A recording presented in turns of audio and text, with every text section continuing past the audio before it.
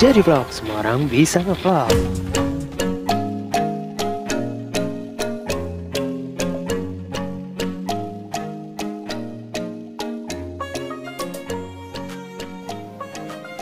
Assalamualaikum warahmatullahi wabarakatuh. Balik lagi di Jadi Vlog, semua orang bisa ngevlog. Di vlog kali ini kita akan review sebuah alat. Alat ini berguna banget untuk teman-teman di masa pandemi ini. Bukan hanya untuk orang yang sudah sakit, melainkan ini sebagai bentuk antisipasi untuk teman-teman supaya tidak terkena beberapa penyakit yang sekarang ini lagi marak. Alat ini namanya adalah pulse oximeter. Bentuknya kecil tapi ini bermanfaat untuk kita mendeteksi atau mengukur tingkat oksigen di dalam darah manusia tanpa sakit, teman-teman. Itu yang penting ya. Dengan alat ini kita dapat mengetahui seberapa efisienkah oksigen yang berada dalam darah hingga ke jantung atau lengan dan kaki. Oke, kita akan langsung unboxing aja. Ini alatnya cukup kecil, jadi di kotaknya ini cukup simple banget ya. Ini jadi ada alatnya sendiri dan juga ada strapnya. Alat ini juga sudah tersedia bebas dan diperjualbelikan di toko-toko online atau juga toko-toko yang menjual alat-alat kesehatan. Kali ini kita belinya di online shop, harganya sekitar 72.000 saja. Seperti yang tadi dibilang di awal, di boxnya tidak ada buku panduannya, cuma ada strap dan juga alatnya sendiri. Kita akan coba buka. Ini di pembeliannya belum ada baterainya, teman-teman ya. Jadi baterainya nanti beli sendiri, baterai kecil 2 buah untuk satu alat ini. Di bagian belakang ini adalah tempat baterainya, teman-teman. Jadi kita bisa buka, kita bisa isi untuk baterainya yang ukuran segini, teman-teman ya. Yang kecil isi 2.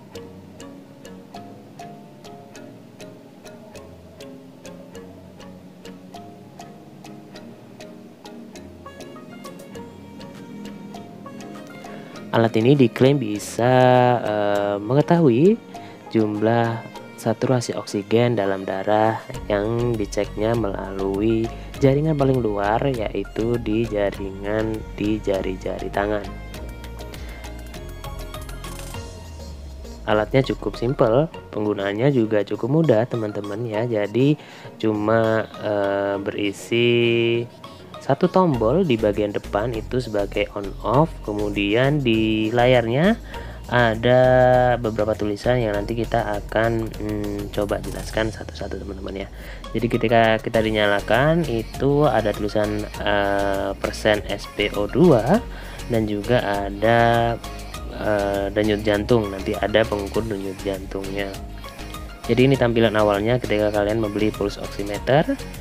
Ketika tidak ada objek yang berada di dalam alat ini otomatis mati, teman-teman ya. Jadi kalau misalnya kalian coba tekan seperti ini, kalian pasti layarnya mati sendiri, teman-teman.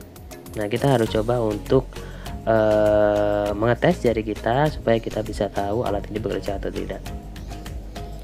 Kita sudah pasang strapnya, teman-teman, jadi bisa digantung atau disimpan di dalam tas. Jika kalian sewaktu-waktu melaksanakan olahraga atau pekerjaan-pekerjaan yang agak berat begitu, kalian bisa mengukur kadar oksigen dalam darah kalian, apakah masih normal atau mungkin sangat kurang. Jadi ini bisa digunakan untuk mengukur ketika kalian sedang melakukan olahraga. Oksigen salah satu zat yang diangkut darah ke seluruh tubuh yang mempengaruhi kecepatan peredaran darah, dapat mengurangi penumpukan lemak dan kolesterol dalam pembuluh darah. Fungsi oksigen sendiri sebagai zat regenerasi untuk sel-sel tubuh, teman-teman. Jadi kalau oksigennya kurang di dalam tubuh kita, maka kondisi tubuh kita itu menjadi tidak fit, teman-teman.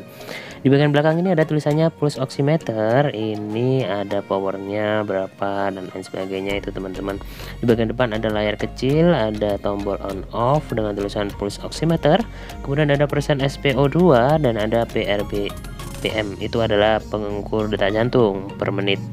Nanti kita akan coba alat ini seberapa akuratkah, teman-teman. Nah, untuk kadar normalnya manusia itu adalah sekitar 95 hingga 100%. Jika kadar oksigen di dalam tubuh seseorang berada di bawah 90%, dia dianggap memiliki kadar oksigen yang rendah dan memerlukan tindakan medis. Jadi tidak ada salahnya teman-teman untuk memiliki alat ini untuk mengecek seberapa kadar oksigen yang ada di dalam tubuh kalian. Beberapa penyakit yang dipengaruhi oleh kadar oksigen di dalam darah itu misalnya anemia, asma, kanker paru-paru hingga gagal jantung itu disebabkan oleh kurangnya kadar oksigen di dalam darah. Oke, kita akan coba masukkan tangan kita, jari-jari kita maksudnya ke dalam alat ini teman-teman. Jadi ketika kalian sudah memasukkan jari kalian ke sini, jangan gerak terlalu kencang teman-teman ya, nanti alatnya tidak mau bekerja. Seperti yang tadi dilihat, kita coba dengan pergerakan, maka alat ini tidak mau berfungsi teman-teman. Jadi kalau misalnya kalian pakai ini, hindari pakai cat kuku, kemudian hindari di keadaan yang sangat terang, dan juga hindari goncangan teman-teman.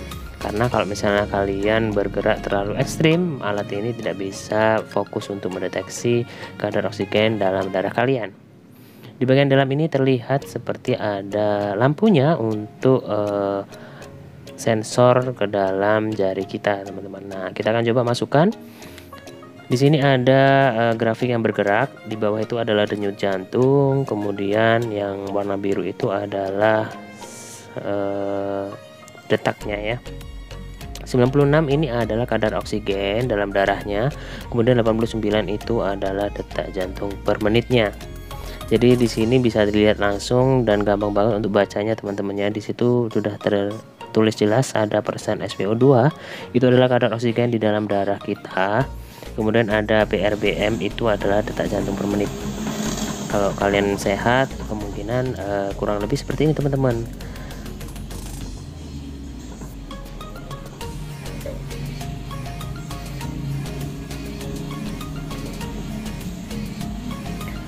Beberapa peneliti menganggap bahwa alat ini bisa mendeteksi secara dini tentang penyakit happy hypoxia. Happy hypoxia adalah kekurangan kadar oksigen di dalam darah teman-teman. Jadi untuk pasien yang menderita COVID-19, kadar oksigen mereka bisa saja hilang, tapi mereka tidak merasakan sesak nafas atau merasa kekurangan oksigen. Itu sebabnya beberapa dari penderita COVID-19 digunakan alat ini untuk mengecek seberapa besar atau seberapa kadar oksigen dalam darah mereka. Hal ini bisa membuat penanganan yang lebih cepat dan lebih tertuju dan tepat sasaran teman-teman.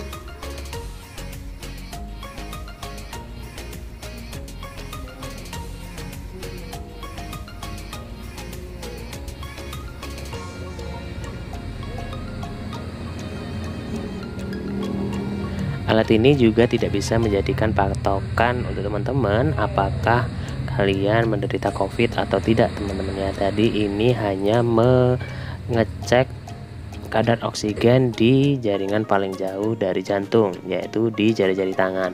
Ketika di jari-jari tangan ini kadar oksigennya sudah bagus, maka di bagian-bagian yang lebih dekat dengan jantung pasti kadar oksigennya juga lebih bagus teman-teman. Seperti itu kurang lebih alat ini berfungsinya. Jadi kalau kalian mau beli alat ini untuk menjaga-jaga atau sekedar untuk mengecek sebagaimana kalian sedia payung sebelum hujan gitu teman-teman ya. Tapi kalau kalian merasa tidak enak badan, kalian harus cepat ke dokter atau ke puskesmas gitu ya untuk memeriksakan keadaan kalian. Jadi tidak perlu terpaku pada satu alat yang kita mungkin belum ahli untuk membacanya.